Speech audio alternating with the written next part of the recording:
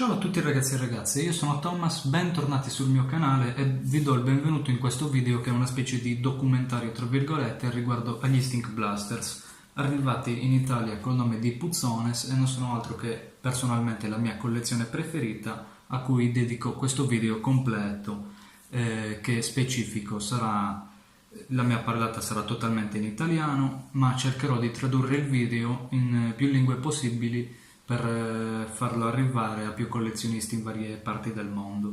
Quindi spero di non dilungarmi troppo e direi di iniziare col video. Grazie per l'ascolto.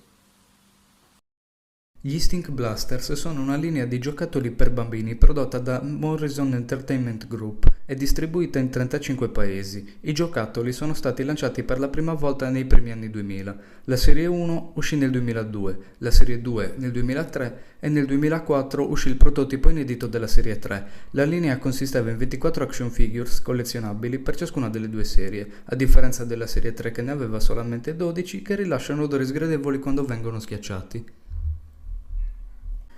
Le bambole sono figure alte circa 8 cm raffiguranti personaggi maschili con volti grotteschi e stile cartoon.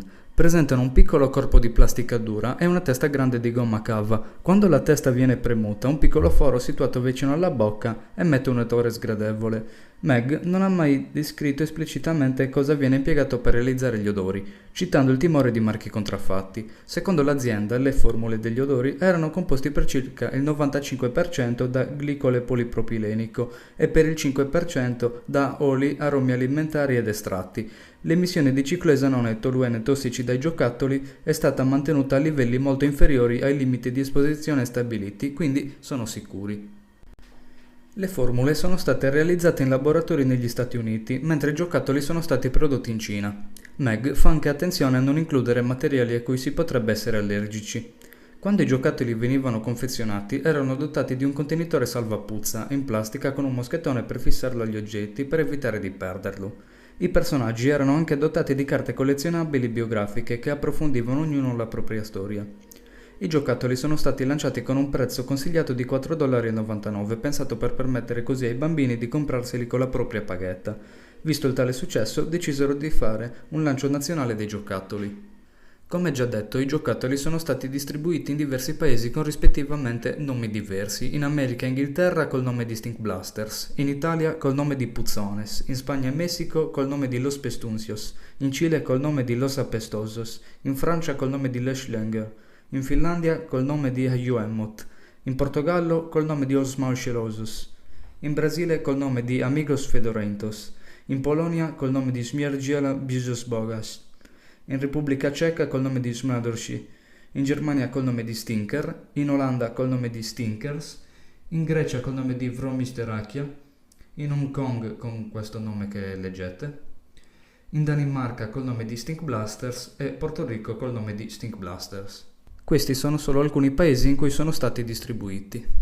Prima di iniziare a parlare dei personaggi, specifico che non potrò tradurre il video in tutte le lingue, o perché non ho informazioni al riguardo, oppure perché in alcuni casi, prendendo ad esempio la checklist della serie 2 della Repubblica Ceca, i personaggi e le squadre sono disposti in maniera differente rispetto alla versione comune, oppure per citare un altro caso, è un po' come dire la serie 2 degli Amigos Fedorentos che non sono altro che la serie 3 americana.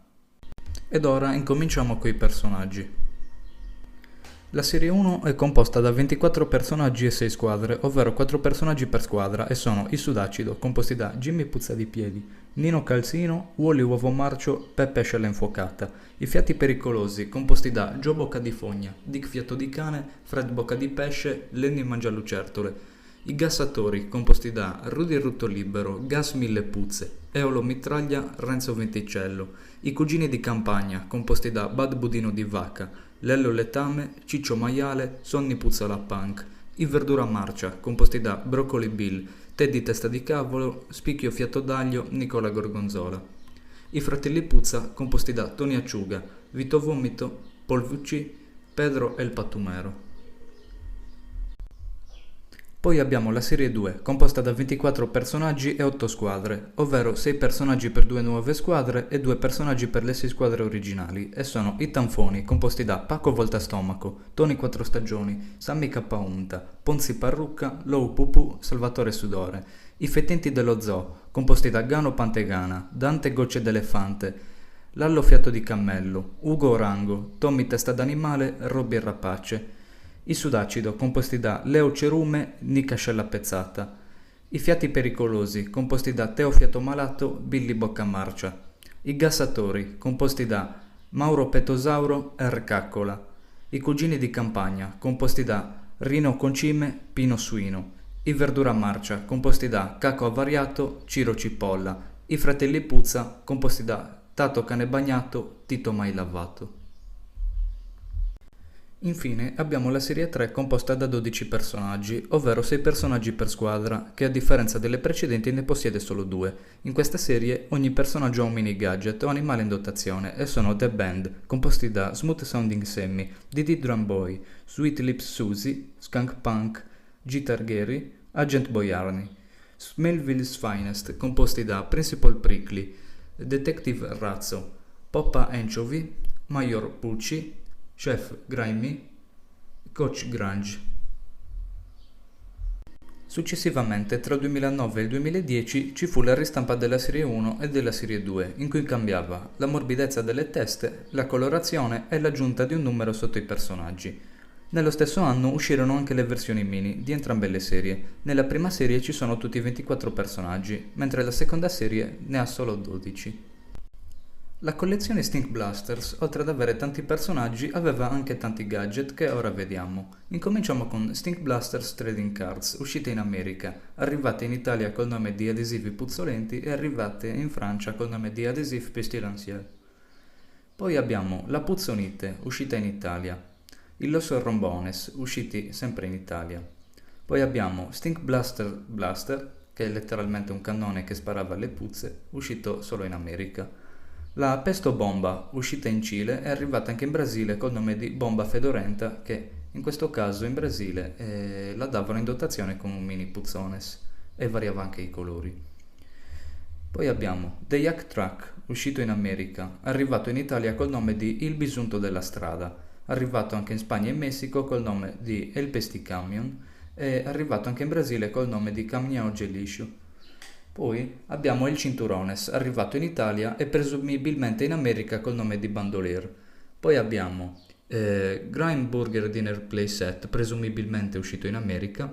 Poi abbiamo Stink Blaster Extra Smelly Joke Book, uscito anche questo presumibilmente in America. E anche il poster gigante con tutti i personaggi della serie 1 e 2 degli Stink Blasters, uscito anche questo presumibilmente in America. Questi dovrebbero essere tutti i gadget di Stink Blasters. Nel 2024 ci fu un ritorno ufficiale degli Stink Blasters in cui c'erano solamente 8 personaggi e anche questi avevano differenze nella colorazione e anche nella grandezza. Questo ritorno lo fecero anche in Polonia, sempre col nome Śmierdziela.